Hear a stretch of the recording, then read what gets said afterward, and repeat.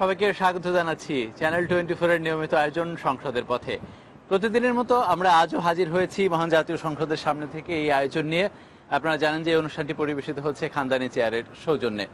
নির্বাচনের বাকি মাত্র 7 দিন, অর্থাৎ আগামীকাল রোববার, তারপরের রোববার সকাল 8টা থেকে কিন্তু ভোট গ্রহণ শুরু হবে। অর্থাৎ এই যে হাতে 7 দিন সময় আছে, বড় রাজনৈতিক দলগুলো যারা প্রার্থী রয়েছেন কিংবা ভোটাররা সবারই কিন্তু নানামুখী ব্যস্ততা থাকে এবং আমরা এই সংক্রান্ত খবর নিয়েই এই অনুষ্ঠানটি আয়োজন করে থাকি। সেই সাথে ইলেকশন কমিশন সংক্রান্ত নানা খবর, আইন শৃঙ্খলা পরিস্থিতি সংক্রান্ত খবরগুলো কিন্তু আমরা প্রতিনিয়ত এখান থেকে প্রকাশ করে থাকি। আজকে জানেন যে কিছুক্ষণ আগে সিলেট আলিয়া মাদ্রাসা প্রাঙ্গণে জাতির উদ্দেশ্যে বলবো না, নির্বাচনী জনসভায় ভাষণ দিচ্ছিলেন প্রধানমন্ত্রী শেখ হাসিনা। তিনি বলেছেন যে নৌকা যখন ক্ষমতায় আসে, অর্থাৎ আওয়ামী লীগ যখন ক্ষমতায় আসে, দেশের উন্নয়ন হয়, দেশের মানুষের ভাগ্যের পরিবর্তন হয়। বিপরীতে বিএনপি যদি ক্ষমতায় আসে, সেক্ষেত্রে গুম, সন্ত্রাস, চাঁদাবাজি কিংবা অর্থনৈতিক অবনতি সবকিছু অনুষ্ঠিত হয়। তাই তিনি বলেছেন, পুরো দেশবাসীর কাছে আহ্বান জানিয়েছেন যে আবারও নৌকাকে জয়ী করে দেশের উন্নয়নের যে ধারা, সেটাকে যাতে অব্যাহত রাখা হয়। আমরা সেই খবরটি প্রথমে দেখে আসতে চাই। এই নৌকায় ভোট দিয়েই দেশের উন্নয়ন হচ্ছে। যেখানে বাংলাদেশকে একটা ভিক্ষুকের দেশে পরিণত করেছিল, ভিক্ষুক জাতি হিসেবে বাঙালি জাতি পরিচিত হতো। বিদেশে গেলে বাংলাদেশ শুনলেই মানুষ বলতো কি, বাংলাদেশ মানে দুর্ভিক্ষ, বাংলাদেশ মানে ঘূর্ণিঝড়, বাংলাদেশ মানে জলোচ্ছ্বাস, বাংলাদেশ মানে ভিক্ষা চাওয়া। আজকে আল্লাহর রহমতে সে কথা কেউ বলে না। আজকে বলে বাংলাদেশ মানে উন্নয়ন, বাংলাদেশ মানে উন্নয়নের রোল মডেল, বাংলাদেশ মানে অর্থনৈতিক প্রবৃদ্ধি। বাংলাদেশ আজকে মর্যাদা পেয়েছে। এই মর্যাদা 2009 সাল থেকে 2018 সাল, এই সময়ের মধ্যে দিন রাত অক্লান্ত পরিশ্রম করে আজকে আপনাদের জন্য সেই মর্যাদা আমরা বয়ে এনেছি। এই দেশকে আমরা গড়ে তুলতে চাই উন্নত, সমৃদ্ধ, সোনার বাংলাদেশ হিসেবে। জাতির পিতা আমাদের স্বাধীনতা দিয়ে গেছেন। স্বাধীন জাতি হিসেবে আমরা চাই একটা মর্যাদাশীল জাতি হিসেবে বিশ্বে আমরা মাথা উঁচু করে চলবো, কারো কাছে মাথা নিচু করে নয়। দর্শক, দেখছিলেন মাননীয় প্রধানমন্ত্রী এবং আওয়ামী লীগ সভানেত্রী শেখ হাসিনা সিলেটে আলিয়া মাদ্রাসার প্রাঙ্গণে যে ভাষণ দিচ্ছিলেন তার কিছু অংশ। এবং প্রথমে যেটা বলেছিলেন যে নৌকায় ভোট দেওয়ার জন্য তিনি দেশবাসীকে আবারও আহ্বান জানিয়েছেন। আপনারা জানেন যে আগামীকাল রংপুরে যাবেন প্রধানমন্ত্রী এবং আওয়ামী লীগ সভানেত্রী শেখ হাসিনা। সেখানেও তিনি একটি নির্বাচনী জনসভায় ভাষণ দেবেন। সেই ব্যাপারে আমরা আরেকটু কথা বলতে চাই, অর্থাৎ রংপুর কতটা প্রস্তুত সেই বিষয়ে জানাতে আমাদের সহকর্মী জুয়েল আহমেদ তিনি সেখান থেকে যোগ দিবেন। জুয়েল, স্বাগত জানাচ্ছি সংসদের পথে অনুষ্ঠানে। নিশ্চয়ই আগামীকাল যেহেতু মাননীয় প্রধানমন্ত্রী এবং আওয়ামী লীগ সভানেত্রী সেখানে যাবেন, পুরো রংপুর এলাকাকে সাজসজ্জার মাধ্যমে নতুন করে তুলে ধরা হয়েছে এবং নেতাকর্মীরাও দারুণ ব্যস্ত। সেই খবর আপনার কাছ থেকে সবশেষে আমরা জানতে চাই। ইকবাল, আপনি জানেন যে 30 তারিখে জাতীয় সংসদ নির্বাচনের ভোট অনুষ্ঠিত হবে। সেই সাথে আগামীকালকে প্রধানমন্ত্রী অর্থাৎ এই অঞ্চলের পুত্রবধূ তিনি কিন্তু দীর্ঘ 5 বছর পর আসছেন রংপুরের মাটিতে আগামীকালকে। সেখানে দুই উৎসব নিয়ে কিন্তু একটা বড় উৎসবে পরিণত হয়েছে। আমরা যদি বলি ঈদের খুশি যেমন, সেরকম আজকে আমরা সারাদিন কিন্তু পীরগঞ্জ, তারাগঞ্জ, বদরগঞ্জে ছিলাম। সেখানে কিন্তু মানুষের সাথে কথা বলেছি, নেতাকর্মীদের, কেন্দ্রীয় নেতা থেকে স্থানীয় নেতারা, তারা কিন্তু এসেছেন সকল প্রস্তুতি সম্পন্ন বধূমাতাকে বরণ করার জন্য। যা যা করার দরকার আসলে রংপুরবাসী সেটাই করেছে এবং তারা একটাই কথা বলেছেন যে প্রধানমন্ত্রীর কাছে আর কোনো চাওয়ার নেই, এখন আমাদের দেবার পালা। তারা 30 তারিখে রংপুরের যে 6টি সংসদীয় আসন রয়েছে সেই আসনগুলো তাকে উপহার দিতে চান এই অঞ্চলের মানুষ। আপনি জানেন যে কালকে 2টি সভা আছে, একটি হলো তারাগঞ্জে, সৈয়দপুর থেকে বিমান দিয়ে সড়ক পথে যখন উনি পীরগঞ্জের উদ্দেশ্যে যাবেন তখন সকালে 11টায় রংপুরের তারাগঞ্জ সরকারি ডিগ্রি কলেজ মাঠে সেটি জনসভা হবে। তারপরে হচ্ছে তার শ্বশুরবাড়ি পীরগঞ্জে। গত 2014 সালের নির্বাচনে কিন্তু তিনি নিজের ভোটের জন্য তিনি গণসংযোগ করেছিলেন, নির্বাচনী জনসভায় অংশ নিয়েছিলেন। এবারে কিন্তু একটু ব্যতিক্রম, এবারে তার মেয়ে শিরিন শারমিন চৌধুরী নির্বাচনে তিনি কিন্তু অংশ নিচ্ছেন। তো সব মিলিয়ে আনন্দ উৎসবের কিন্তু কমতি নেই। আর নিরাপত্তার কথা যদি বলি, সকালে আমার চ্যানেল 24কে জানিয়েছেন রংপুর রেঞ্জের ডিআইজি, তিনি কিন্তু বলেছেন যে নিরাপত্তার চাদরে ঢেকে দেয়া হয়েছে পুরো রংপুর। এটি শুধু আগামীকালকের জন্য নয়, এটি নির্বাচন পর্যন্ত অব্যাহত থাকবে। জুয়েল, অশেষ ধন্যবাদ।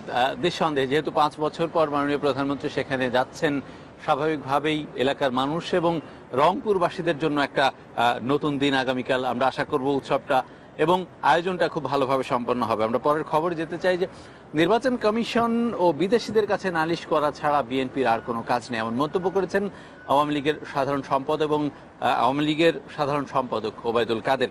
দুপুরে নোয়াখালী 5 আসনের কবিরহাট উপজেলায় নারী সমাবেশে তিনি এই কথা বলেছেন। একই আসনে বিএনপির প্রার্থী ব্যারিস্টার মওদুদ আহমদ কোম্পানিগঞ্জে নির্বাচনী প্রচারণা চালান। তিনি অভিযোগ করেন আওয়ামী লীগ কেন্দ্র দখল করে ও ভোট চুরি করে। এদিকে দুপুরে ভোলায় বাণিজ্য মন্ত্রী তোফায়েল আহমেদ বলেছেন নির্বাচনকে প্রশ্নবিদ্ধ করাই বিএনপির কাজ। এছাড়া গোপালগঞ্জের কোটালীপাড়ায় শেখ হাসিনার পক্ষে গণসংযোগ করেছেন নেতাকর্মীরা। মাদারীপুর 2, ব্রাহ্মণবাড়িয়া 3, যশোর 3, লক্ষ্মীপুর 3 ও লালমনিরহাটে সংবাদ সম্মেলনে নিরাপত্তার শঙ্কা জানিয়েছেন ধানের শীর্ষের প্রার্থীরা।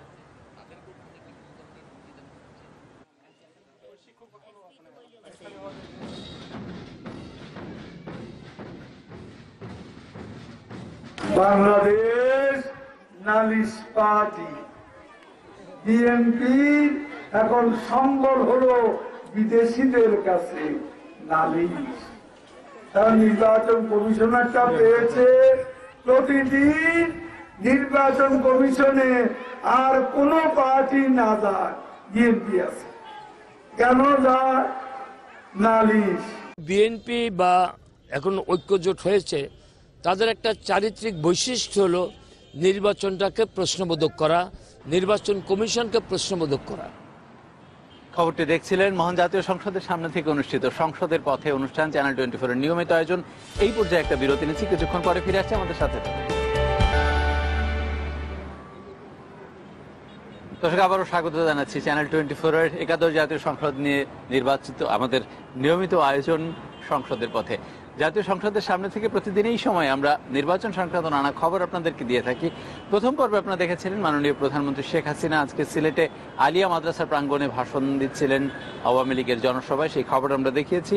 এখন আমরা বিএনপির মহাসচিব মির্জা ফখরুল ইসলাম আলমগীর তার একটি খবর দিতে চাই। তিনি বলেছেন যে 30 ডিসেম্বর আওয়ামী লীগের পরাজয় কেউই ঠেকাতে পারবে না। এবং তিনি বলেছেন দিনাজপুরের চিরির বন্দরে আজকে একটা জনসভা ছিল, সেই জনসভায় গিয়ে। এর আগে সৈয়দপুরে জনসভায় তিনি বলেন জনগণের সাথে পারবে না জেনেই কৌশলের আশ্রয় নিয়েছে সরকার।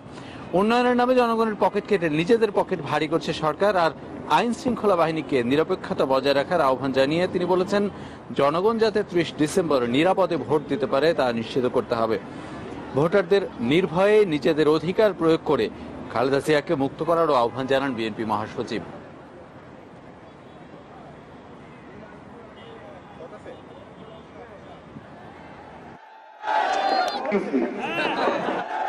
সমগ্র বাংলাদেশের মানুষ একদিকে, আর অত্যাচারী, নির্যাতনকারী, নিপীড়ক আওয়ামী লীগ যারা ওই সরকারকে সঙ্গে নিয়ে, রাষ্ট্রযন্ত্রকে সঙ্গে নিয়ে কোন রকম ঠিকই আছে। বর্তমানে 30 তারিখে যে পরাজয় অবশ্যম্ভাবে, কেউ ঠেকাতে পারবে না তাদের পরাজয়।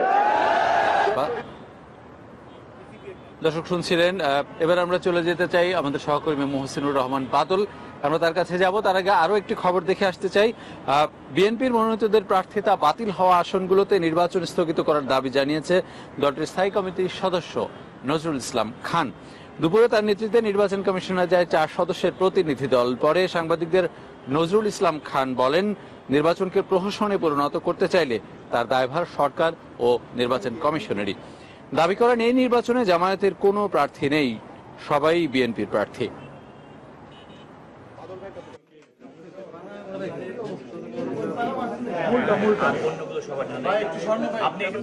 প্রথম দাবি আমাদের যে সময় অত্যন্ত অল্প, এই সময়ের মধ্যে এখানে প্রস্তুতি নেওয়া মুশকিল, ওই জায়গাগুলিতে নির্বাচন স্থগিত করা হোক।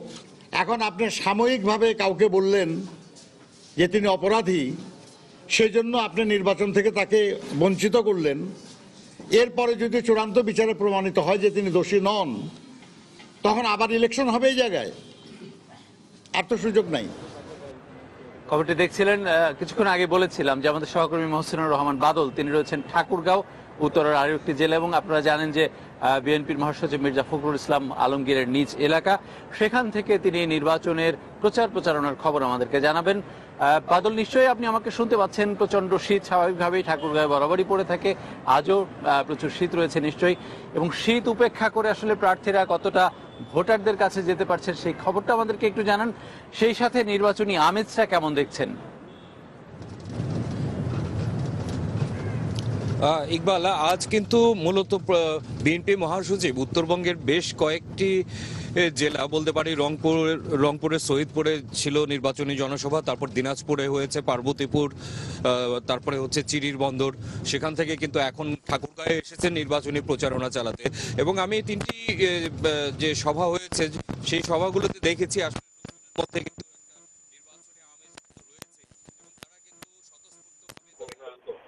প্রচারণায় তারাও অনেকটা উৎসব মুখর আমেজ উপভোগ করছেন বলতে পারি।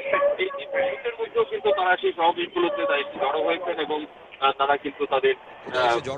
এবং তারা কিন্তু তাদের মানে সামনে 30 তারিখে যে নির্বাচন সেটা নিয়ে তারা হয়তো চিন্তা ভাবনা করছেন যে কাকে ভোট দেবেন না দেবেন। তারা বিভিন্ন প্রার্থীর বক্তব্য শুনছেন, জানছেন। ঠিক তেমনি আজকে কিন্তু মির্জা ফখরুল ইসলাম আলমগীর বিভিন্ন নির্বাচনী জনসভায় বক্তব্য রেখেছেন এবং সেখানে কিন্তু তিনি বলেছেন যে নানা প্রতিকূলতার মধ্য দিয়ে আসলে তাদেরকে নির্বাচন করতে হচ্ছে। এবং তিনি বলেছেন যে একদিকে প্রচারণায় হামলা হচ্ছে, মামলা হচ্ছে, গ্রেপ্তার হচ্ছে, পাশাপাশি বিচার বিভাগ থেকে তাদের প্রার্থীদের অনেককেই তাদের মনোনয়ন বাতিল করে দেওয়া হচ্ছে। তো সেই বিভিন্ন রকমের অভিযোগ তিনি করেছেন এবং তিনি তখন ভোটারদের কাছে বলেছেন যে এই সব কিছুরই জবাব দেওয়ার জন্য 30 তারিখ যেন একটা ভোট বিপ্লব তারা ঘটান এবং ভোটাররা যেন ভোট দিতে যান এবং কেন্দ্রে যেন তাদের ভোটটা সুনিশ্চিত করে আসেন, সেই ধরনের আহ্বান তিনি জানিয়েছেন। এখনো কিন্তু তিনি ঘুরে বেড়াচ্ছেন নিজ এলাকা ঠাকুরগাঁয়ের বিভিন্ন এলাকা, তিনি এখন জনসংযোগ করছেন নির্বাচনী সভায়। সামনে আরেকটি জনসভায় তিনি এদিকে আমরা এখন যাচ্ছি। এ হচ্ছে আসলে অবস্থা। ইকবাল, বাদল, বুঝতে পেরেছি। আপনাকে অশেষ ধন্যবাদ। আমরা দেখছিলাম যে আপনি গাড়ির ভেতরে চলন্ত অবস্থায় আমাদেরকে ভোটের এবং প্রচারের খবর জানাচ্ছিলেন। ধন্যবাদ জানাচ্ছি আপনাকে। দর্শক, মহসিনুর রহমান বাদলের খবর জানছিলেন ঠাকুরগাঁও থেকে, এই মুহূর্তে তিনি যোগ দিয়েছিলেন। পরের খবর যাচ্ছি। 11 জাতীয় সংসদ নির্বাচনে ঢাকা 4 থেকে ঢাকা 18 আসনের প্রার্থীদের নিয়ে মতবিনিময় সভা অনুষ্ঠিত হয়েছে। জাতীয় শিল্পকলা একাডেমিতে ঢাকা বিভাগীয় কমিশনার ও ঢাকা মহানগর রিটার্নিং অফিসারের আয়োজনে এই সভা হয়। এতে প্রচারণায় বাধা ও পোস্টার ছিঁড়ে ফেলার অভিযোগ করেন বিএনপির প্রার্থীরা। এইসব অভিযোগ বিষয়ে মনিটরিং সেল গঠনেরও দাবি জানান তারা। তবে আওয়ামী লীগ প্রার্থীরা বলেন বিএনপি মনোনীতদের অভিযোগের সত্যতা নেই। জনগণের বিপুল সমর্থন নিয়ে বিধি মেনেই প্রচার চালাচ্ছে তারা। প্রার্থীদের অভিযোগগুলোর বিষয়ে ব্যবস্থা নেওয়ার আশ্বাস দেন ঢাকা বিভাগীয় কমিশনার AK আলী আজম।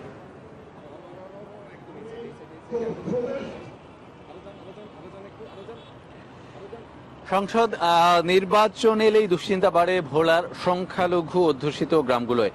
বিশেষ করে লালমোহন উপজেলায় অন্নদা প্রসাদ ও চর পেয়ারি মোহন গ্রামের মানুষের মনে তৈরি হয় আতঙ্ক। 2001 সালের নির্বাচন পরবর্তী সহিংসতার কথা আজও ভুলতে পারেননি এই দুটি গ্রামের মানুষ। তাই 1.5 যুগ আগের ওই পরিস্থিতি যাতে আর তৈরি না হয় সেজন্য নিরাপত্তা জোরদারের দাবি জানিয়েছেন তারা। রিটার্নিং কর্মকর্তা বলেছেন নিরাপত্তায় পর্যাপ্ত ব্যবস্থা নেওয়া হয়েছে। ভোলা থেকে আদিল হোসেন তপুর পাঠানো তথ্য ও ছবিতে ডেস্ক রিপোর্ট। ভোলার লালমোহন উপজেলা থেকে 15 কিলোমিটার দূরে হিন্দু অধ্যুষিত গ্রাম অন্নদা প্রসাদ ও চর পেয়ারি মোহন। অতীতের অভিজ্ঞতা ভালো নয় এই জনপদের মানুষের। বিশেষ করে 2001 সালের জাতীয় নির্বাচনের পরে এই জনপদে সহিংসতার খবর আলোড়ন তুলেছিল সারা দেশে। সম্ভ্রমহানি, লুটপাট, অগ্নিসংযোগ, এমনকি চোখ তুলে নেওয়ার মতো ঘটনাও ঘটেছে তখন। নির্যাতন সহ্য করতে না পেরে অনেকেই চলে গেছেন এলাকা ছেড়ে। কিন্তু দুঃসহ অভিজ্ঞতা মনে হলে এখনো গা শিউরে ওঠেন অনেকে। গরুর খুঁড়া দিয়া আমার দোড়া চোখ উড়াই ফেলাইছে। এই সরকার যদি চলিয়া যায় তাহলে আর এই বাংলাদেশের ভাব আমার জন্য না। এটা তো মতন ভয় লাগে। আবার যদি এরকম যদি হইয়া তা তো আমরা আবার মরার গোষ্ঠী সব মরতে হইব। ভোলা 1 আসনে আওয়ামী লীগের প্রার্থী তোফায়েল আহমেদের অভিযোগ, বিএনপি জামায়াতের নৃশংসতার শিকার হয়েছিল সংখ্যালঘু সম্প্রদায়। যদিও বিএনপি প্রার্থী হাফিজ উদ্দিনের দাবি ওই ঘটনার সাথে বিএনপি জড়িত ছিল না। আমাদের একটা কর্মী গজারিয়ান তার 2টা চোখ তুলে নিয়েছে মাঝের হাফিজের সামনে থেকে। সে দাঁড়ানো আমার এক কর্মীকে গুলি করে হত্যা করলো।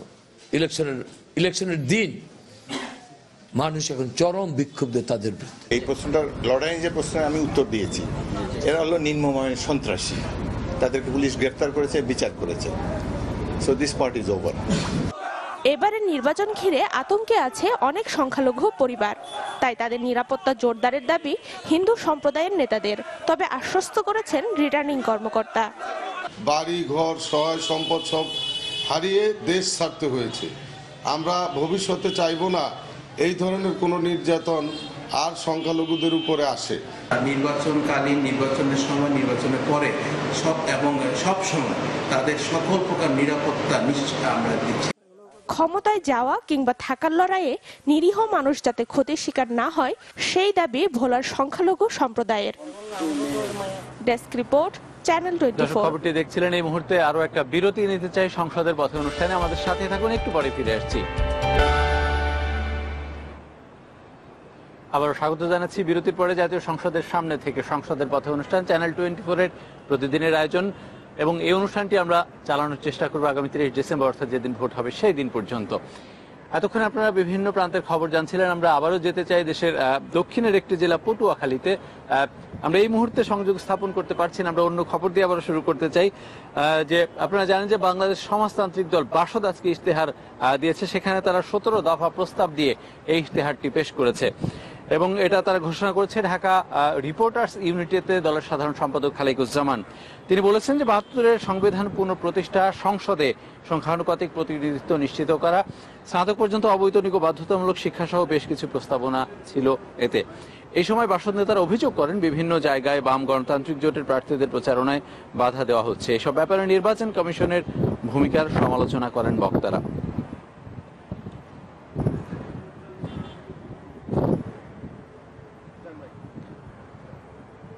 জাতীয় নির্বাচনে জামায়াতের প্রার্থিতা বাতিলের দাবিতে নির্বাচন কমিশনের স্মারকলিপি দিয়েছে প্রজন্ম 71। এর আগে একই দাবিতে নির্বাচন কমিশন অভিমুখে পদযাত্রা করেছে মুক্তিযোদ্ধাদের সন্তান ও সাংস্কৃতিক ব্যক্তিত্ব সহ বেশ কয়েকটি সংগঠন। এই সময় পদযাত্রায় অংশগ্রহণকারীদের পক্ষ থেকে একটি স্মারক চিঠিও সিইসি বরাবর পৌঁছে দেওয়া হয়।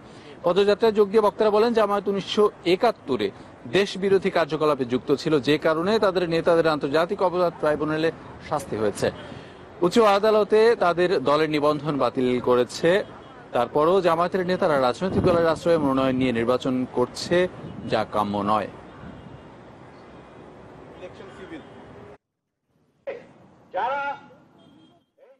যদি আফগানিস্তান পাকিস্তান হতে বাংলাদেশকে দেখতে না চাই, আমাদের এখন সবাই একে হাতে হাত মিলিয়ে শক্ত করে বলা দরকার, আমরা আর কোন রাজনৈতিক দলকে, জামাত অথবা যুদ্ধাপরাধী অথবা আমাদের স্বাধীনতা বিরোধী কোন শক্তিকে পুনর্বাসন করতে দেব না। শহীদের উত্তরসূরি হিসেবে দাবি তুলব যে স্বাধীনতা মুক্তিযুদ্ধের সময় স্বাধীনতা বিরোধী ভূমিকা রেখেছে এমন যে কোনো প্রতীকে যদি কেউ দাঁড়ায়, তাকে যেন তার মনোনয়নের ব্যাপারে যেন সিদ্ধান্ত নেয় প্রধান নির্বাচন কমিশনার। শুরুতে আমি বলেছিলাম যে পটুয়াখালীতে যাব, আমরা এখনো যান্ত্রিক ত্রুটির কারণে সংযোগ স্থাপন করতে পারিনি। পরবর্তী খবরে বা পরবর্তী দিন আমরা সেই খবর দেওয়ার চেষ্টা করব। আরো একটি খবর দিতে চাই যে জবাবদিহিতামূলক রাষ্ট্র গঠনে ভোটারদের নির্ভয়ে ভোট কেন্দ্রে যাওয়ার আহ্বান জানিয়েছেন আইনজীবী, শিক্ষক ও সাংস্কৃতিক কর্মীরা। ঢাকা রিপোর্টার্স ইউনিটিতে নাগরিকদের পক্ষে আমরা ব্যানার সংবাদ সম্মেলনে এই আহ্বান জানানো হয়েছে। সংবাদ সম্মেলনে অধ্যাপক আনু মোহাম্মদ বলেন, অতীতে দলীয় সরকারের অধীনে যতগুলো নির্বাচন হয়েছে সবগুলোই ছিল প্রশ্নবিদ্ধ। এবারও সরকার দলীয় প্রার্থী ছাড়া অন্য সব প্রচারণায় বাধা দেওয়া হচ্ছে। আইনজীবী শাহদিন মালিক বলেন, আইনের তোয়াক্কা না করে প্রশাসনকে ব্যবহার করা হচ্ছে। নির্বাচন কমিশন এক্ষেত্রে দায়িত্বজ্ঞানহীন আচরণ করছে বলেও মন্তব্য করেন তিনি। এ সময় বিবৃতিতে শিক্ষক, আইনজীবী, পরিবেশবাদী, সামাজিক সাংস্কৃতিক কর্মীরা স্বাক্ষর করেন।